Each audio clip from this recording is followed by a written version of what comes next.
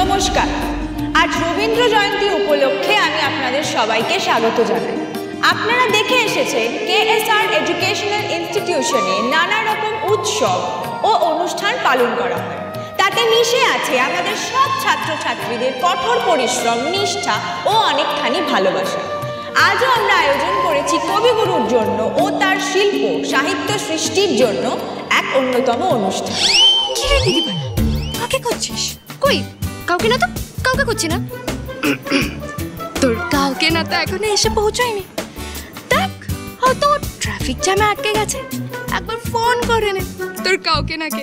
I mean সম্রাট তাকে। ও তন্নি বাবা, আজকে কিন্তু আমাদের ইনস্টিটিউটের স্টুডেন্টসরা শুধু না, আমাদের বাড়ির ছেলেমেয়েরাও কিন্তু পারফর্ম করবে, জানেন তো? হ্যাঁ, আয়ুষ তো এমনিতে সব কিছুতেই পারফর্ম করে, বাট বাবা এই প্রথমবার কিন্তু রবীন্দ্র জয়ন্তীতে গান গাইবে। আমার যে এমন সৌভাগ্য হবে, চোখের সামনে পুঁথিদের সব বড় হতে দেখবো, তাদের সাফল্য দেখবো, আমি কল্পনাও করতে পারিনি। এই ইনস্টিটিউশনের সম্পর্কে কিছু কথা বলার জন্য আমি এখন মঞ্চে ডেকে নেব আপনাদের সবার প্রিয় দ্যুতি ম্যামকে।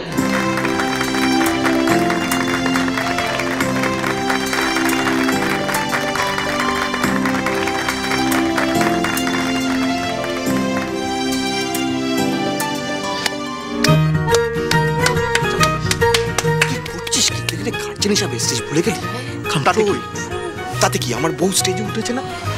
কি সুন্দর লাগছে আজকে। আজ আমাদের কেএসআর এডুকেশনাল ইনস্টিটিউশনের খুব বড় করে রবীন্দ্র জয়ন্তী অনুষ্ঠান পালন করা হচ্ছে। এত বছর যদিও আমাদের এই প্রোগ্রামটা ভীষণ রকম ঘরোয়াভাবে হয়েছে, কিন্তু এই বছর শুধুমাত্র আমাদের স্টুডেন্টদের ইচ্ছায়, তাদের কঠোর পরিশ্রমে এত বড় করে অনুষ্ঠান করা হচ্ছে। আজ আমাদের স্টুডেন্টদের এই অক্লান্ত পরিশ্রমকে সাপোর্ট করার জন্য আজ গোটা সিংহরায় পরিবার এখানে উপস্থিত। কিন্তু তার আগে কিছু কথা আমার আপনাদের সাথে শেয়ার করার রয়েছে, যাকে ছাড়া এই ইনস্টিটিউশন গড়ে উঠতে পারতো না, অর্থাৎ খড়ি সিংহরায়। আজ তার সম্বন্ধে আমি কিছু কথা আপনাদের সাথে শেয়ার করতে চাই। আমি খড়ি সিংহরায় আর বনি, আমরা অত্যন্ত এক মধ্যবিত্ত পরিবার থেকে বিলং করতাম। তাই আমাদের নানান ইচ্ছে, নানান স্বাদ থাকা সত্ত্বেও আমরা সেগুলোকে পূরণ করার জন্য লাইফে অনেক কিছু স্যাক্রিফাইস করেছি। আর এই স্যাক্রিফাইস সবচেয়ে বেশি করেছে আমার বোন খড়ি। ওর স্বপ্ন ছিল আর্ট কলেজে পড়াশোনা করার, কিন্তু পয়সার অভাবে পরিবারকে চালানোর জন্য আমার আর আমার বোনের স্বপ্ন, আমাদের পড়াশোনা যাতে কন্টিনিউ হয়, এই সব কিছুর জন্য ও নিজের স্বপ্নটাই স্যাক্রিফাইস করে দেয়। খুব ছোট বয়সে আমাদের দশকর্মা ভাণ্ডার ও নিজে সামলানো শুরু করে। শুধু তাই না, এই দশকর্মা ভাণ্ডার সামলে আমার আর আমার বোনের পড়াশোনা, আমাদের বাবা মা, জেঠিমা, আমাদের দাদা, সবার দায়িত্ব একা নিজের হাতে তুলে নেয়। তার ট্যালেন্ট, তার সুন্দর সুন্দর চিত্র আঁকা, বিভিন্ন জিনিসে দশকর্মার সবার মন জয় করে নিল। ভট্টাচার্য দশকর্মা ভাণ্ডার শুধু আদি কালীবাজারে নয়, খড়ির গুণে আশেপাশের আরও সমস্ত জায়গায় সবার কাছে প্রশংসিত হতে থাকে।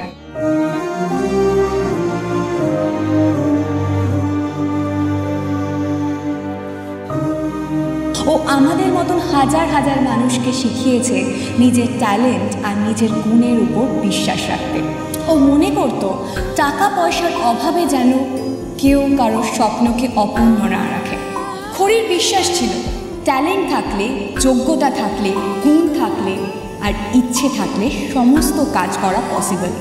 সমস্ত গরিব ছেলে মেয়েরা তারা যাতে তাদের স্বপ্ন পূর্ণ করতে পারে, তাদের ট্যালেন্ট যাতে হারিয়ে না যায়, খড়ির এই স্বপ্নকে বাস্তবে রূপান্তরিত করতে সবার আগে সবচেয়ে বড় স্টেপ যিনি নিয়েছেন, আমাদের কলেজের ডিন মিস্টার ঋদ্ধিমান সিংহ রায়, আর তাকে সাহায্যের হাত যিনি বাড়িয়ে দিয়েছেন আমাদের কলেজের ট্রাস্টি মিস্টার প্রমিত রায়চৌধুরীকে অসংখ্য ধন্যবাদ।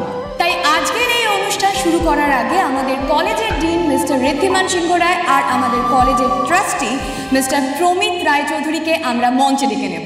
জোরে একটা হাততালি ওদের জন্য। এটার আবার কি দরকার ছিল? না মানে আমি একজন নগণ্য মানুষ, আমি আবার এসব কেন বলছিলেন?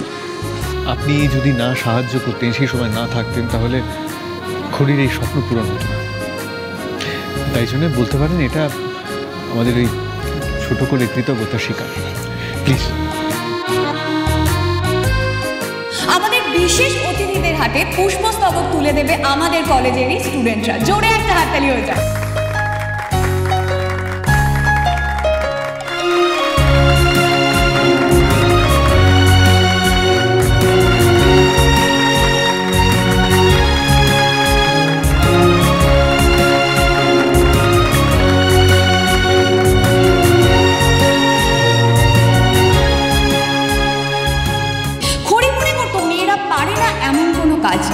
তার বিশ্বাস ছিল নারী শক্তির উপর, যাদের শিক্ষায়, যাদের ভালোবাসায়, যাদের শাসনে আজকে আমরা আমাদের এই জায়গায় পৌঁছতে পেরেছি, যারা আমাদের এগিয়ে দেওয়ার জন্য সংসারের পর্দার আড়ালেই থেকে গেছে, যারা আমাদের এই সাফল্যের পিছনে প্রত্যক্ষ বা পরোক্ষভাবে জড়িয়ে রয়েছে, তারাই আজকে স্টেজে এসে আমাদের এই অনুষ্ঠানের শুভ সূচনা করুন। আমাদের সিংহরায় পরিবারের সমস্ত মহিলা সদস্যকে আমি স্টেজে ডেকে নিতে চাই। জোরে একটা হাততালি হয়ে যাক।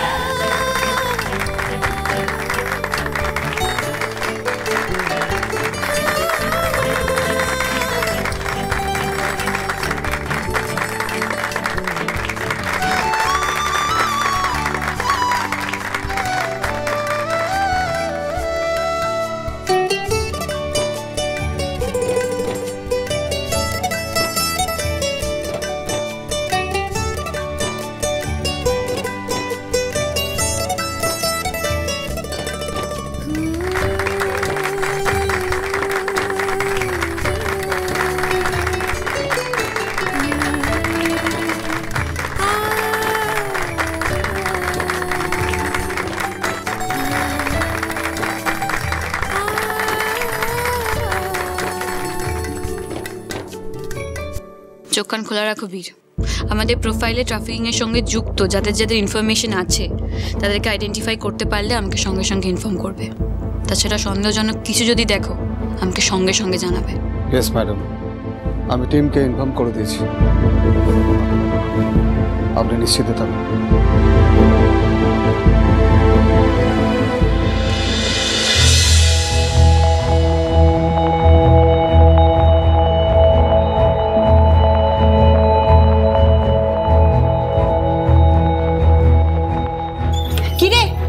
রেডি তো? এরপরেই কিন্তু এক এক করে ডাকবো। গঙ্গা রেডি তো? তুমি প্রিপেয়ার্ড? গানটা মুখস্থ করে নিয়েছো তো? এরপরে কিন্তু তোমার পারফরমেন্স আমি আর কিছুক্ষণে তোমার স্টেজে ডাকবো। চুল হেয়ার যা দেখবে দেখে নাও। দেখি শাড়িটা এই তো পারফেক্ট, খুব ভালো পারফরমেন্স হবে। All the best. তাড়াতাড়ি সবাই, তাড়াতাড়ি, বেশি টাইম নেই। Hurry up guys.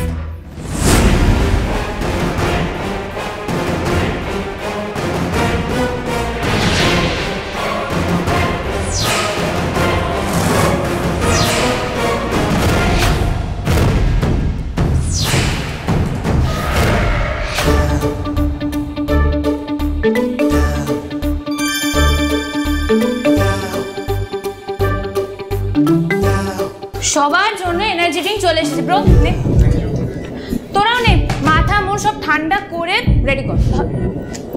Ganga, Ganga না এইসব এত টেনশন কেন করছো? তুমি তো গানটা জানো, ভালোই গান করো। আজকে তুমি ভালোই গান করবে, একদম চাপ নিও না।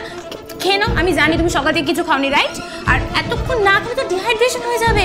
খেয়ে নাও, ডিহাইড্রেশন হয়ে গেলে কিন্তু তুমি একদম পারফরমেন্স করতে পারবে না। খেয়ে নাও, তাড়াতাড়ি খেয়ে নাও না। তবে আমি না এক্ষুনি স্টেজে উঠবো, এখন এটা খেলে আমি... আরে দিশা যখন বলছে খেয়ে নিন, স্টেজে উঠে যদি গলা শুকিয়ে যায় বা শরীর খারাপ করে তখন কি হবে? মুশকিল হয়ে যাবে তো। হ্যাঁ, আর এই জাস্ট জ্বর থেকে উঠেছেন, দুর্বলতা তো আছে। নিন, খেয়ে নিন, নিন।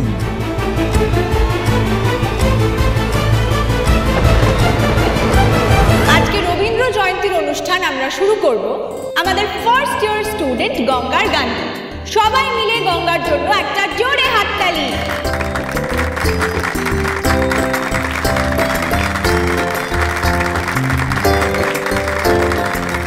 গঙ্গা, আমার তরফ থেকে অল দি ভেরি বেস্ট, খুব ভালো হবে। All the best Ganga.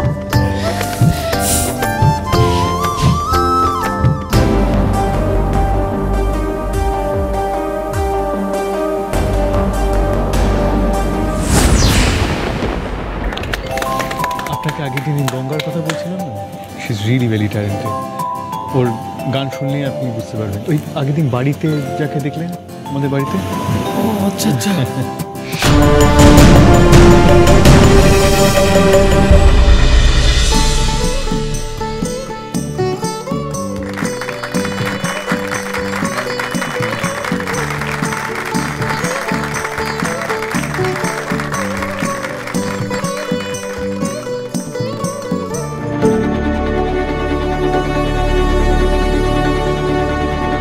কোনোদিনও তো আমার পারফরমেন্সের জন্য তোমাকে এত খুশি দেখিনি পপস।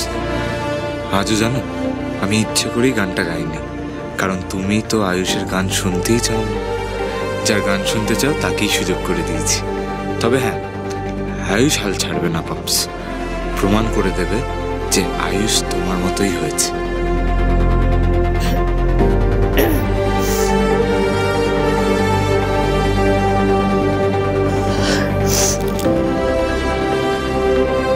কি হলো গঙ্গা, গান শুরু করো, গাও।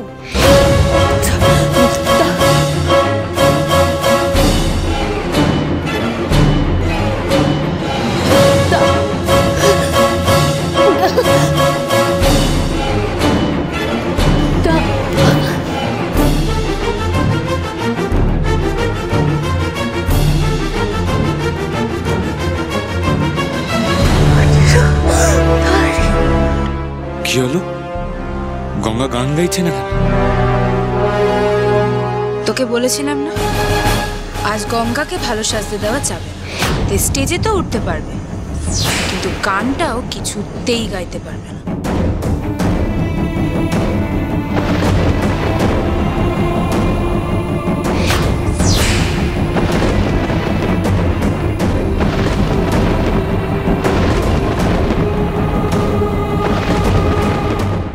চুপ করে আছো কেন?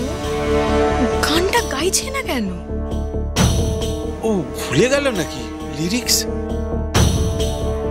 গঙ্গা দিদির গলায় যে ব্যথা করছে দেখো।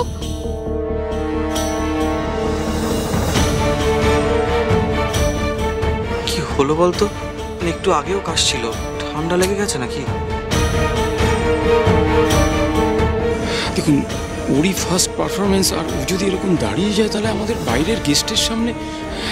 বলছিলাম, আপনি যে বললেন যে ও খুব ট্যালেন্টেড। ও খুব ট্যালেন্টেড মিস্টার রয় চৌধুরী, কিন্তু ও গান গাইলে বুঝতে পারতেন কি যে হয়ে গেল। নিশ্চয়ই কোনো সমস্যা হয়েছে। What happened Ganga? কি হলো, গাও। এই তো ফেস্টে ফাটিয়ে গান করলি, আয়ুষকে অব্দি হারিয়ে দিল, আর আজ এই অবস্থা। ইভেন্টটা না পুরো ঝুলি দেয় এই গঙ্গা। তুই কি করেছিস দিশা? উনি গান গাইতে পারছেন না কেন? আমি কায়দা করে ওই মেয়েটাকে এমন একটা ওষুধ খাইয়ে দিয়েছি যে মিনিমাম 1 ঘন্টা ওর গলা দিয়ে কোনো আওয়াজ বেরোবে না, কারণ অলরেডি ওর সারা গলা ইনফেকশনে ধরে গেছে।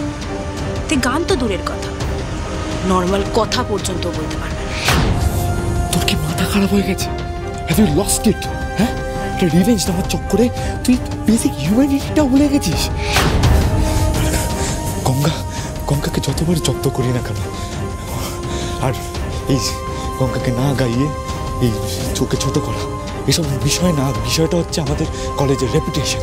এই যে এতগুলো স্টুডেন্টস, কলেজের স্টুডেন্টস, এই যে অডিয়েন্স, হ্যাঁ, এগুলো তো উপস্থিত আছে। এরা এখন যদি গঙ্গা পারফরমেন্সটা না করে তাহলে আমাদের কলেজের রেপুটেশন, অফিসের সম্মানটা কোথায় যাবে? রাজ যদি একটা দারুণ গান গিয়ে আগের দিনের মতো গঙ্গা ফাটাফাটি পারফর্ম করতো তাহলে তোর সম্মানটা কোথায় থাকতো? হ্যাঁ, আর অলরেডি তো বসের চোখেও ভালোই হয়ে গেছে না। আজকে যদি ভালো পারফর্ম করে আর তো সবার চোখে ভালোই থাকবে ও। আর সেটা আমি কিছুতেই সহ্য করতে পারবো না। তাই আমি আগেও যা করেছি, আজকেও যা করছি, সবটা শুধুমাত্র তোর জন্য। Disha, please, I beg of you, আমার ভালোটা আর করতে হবে না। আমি তো বলেছিলাম যে আমি গঙ্গাকে ঠিক জব্দ করবো। তুই কেন মাঝখানে ঢুকতে গেলি? হ্যাঁ, এটা কেন করলি? তুই বল, কেন করলি? ঋদ্ধি, ওকে ভরসা করে বড় ভুল করে ফেলেছো তুমি। ও কিন্তু আগে থেকে জানতো যে ওর আজকে ওপেনিং পারফরমেন্স। তাও কি গলার অবস্থা করেছে দেখো, গলা দিয়ে কোনো আওয়াজ পর্যন্ত বেরোচ্ছে না। এরকম ভাবে বলো না দুতি, কি আর ইচ্ছে করে করেছে বলো? হুট করে হয়তো ঠান্ডা লেগে গিয়ে থাকতে পারে। ও তো সকাল অবধিও একদম ঠিক ছিল বাবা, হঠাৎ করে কয়েক ঘন্টা এরকম ঠান্ডা কি করে লাগতে পারে? জানি না, জানতে চাইও না। আমার শুধু এখন টেনশন হচ্ছে আশেপাশে এতগুলো লোক রয়েছে, এতজন গেস্ট রয়েছে, তাদের সামনে আমাদের কলেজের প্রেস্টিজ চলে যাচ্ছে। এবার আমার টেনশন, এই যারা ডেলিগেটরা এসছে তারা ফান্ডিংটা করবে তো? তুই ওই মেয়েটার জন্য আমার উপর রাগ দেখাচ্ছিস? না না দিশা, আমি তোর ভুলের জন্য তোর উপর রাগ দেখাচ্ছি। আর এটা শুধু ভুল নয়, এটা বড় অন্যায়। তুই কলেজের ক্ষতি করছিস। কিন্তু ট্রাস্ট মি, তোর অন্যায়ের জন্য আমি কলেজের রেপুটেশন আর পক্সের সম্মান কোনটাই মাটিতে মিশতে থাকবে, কোনটাই না।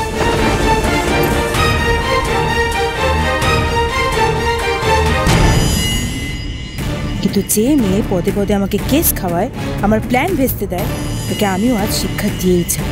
আর তোদের এই বন্ধুত্ব আজ আমি কেমন গুলিয়ে ভেঙে দিই, তুইও দেখ।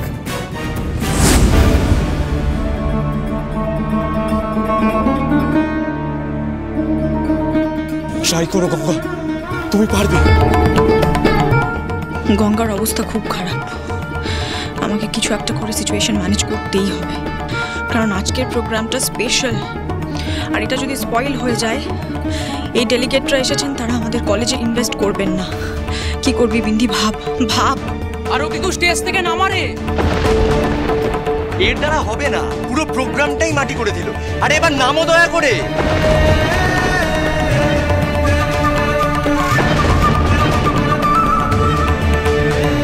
না, এইভাবে আমি আমাদের ইনস্টিটিউশনের অপমান হতে দিতে পারি না।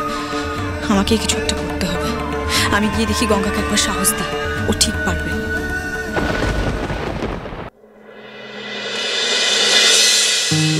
তুমি পারবে গঙ্গা, গাও, তুমি ঠিক পারবে। কি হলো? যদি তোর ডাক শুনে কেউ না আসে, তবে একলা চলো রে। যদি তোর ডাক শুনে কেউ না আসে, তবে একলা চলো রে। একলা চলো, একলা চলো, একলা চলো, একলা চলো রে। যদি তোর ডাক শুনে কেউ না আসে, তবে একলা চলো রে।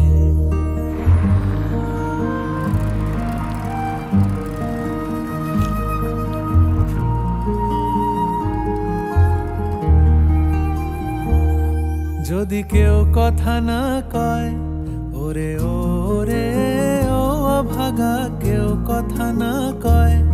যদি সবাই থাকে মুখ ফিরায়ে, সবাই করে ভয়। যদি সবাই থাকে মুখ ফিরায়ে, সবাই করে ভয়। তবে পরাণ খুলে ও তুই মুখ ফুটে তোর মনের কথা একলা বলো রে। যদি তোর ডাক শুনে, যদি আলো না ধরে, ওরে ওরে ও অভাগা, আলো না ধরে। যদি ঝড় বাদলে আধার রাতে দুয়ার দেয় ঘরে। যদি ঝড় বাদলে আধার রাতে দুয়ার দেয় ঘরে। তবে বজ্রানলে আপন বুকের পাঁজর জ্বালিয়ে নিয়ে একলা চলো রে। যদি তোর ডাক শুনে কেউ না আসে, তবে একলা চলো রে। যদি তোর ডাক শুনে কেউ না আসে, তবে একলা চলো রে।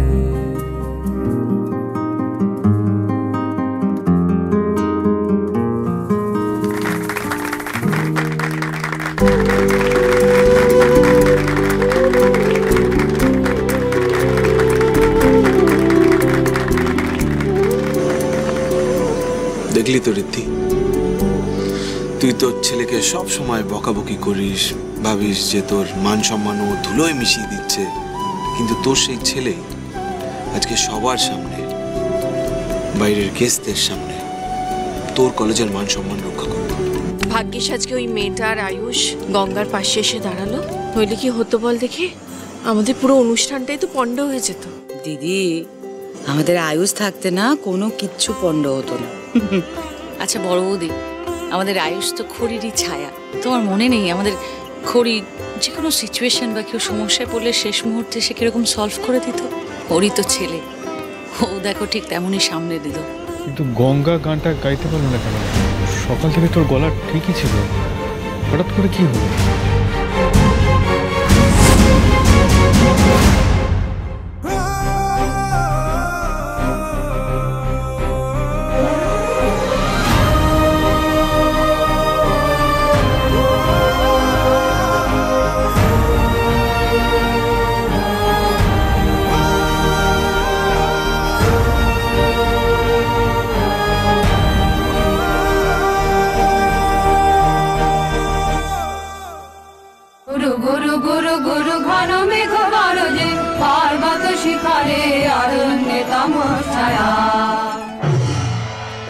অহো কি দুঃসাহস স্পর্ধা, অর্জুনে যে করে অশ্রদ্ধা, সে কোনখানে পাবে তার আশ্রয়?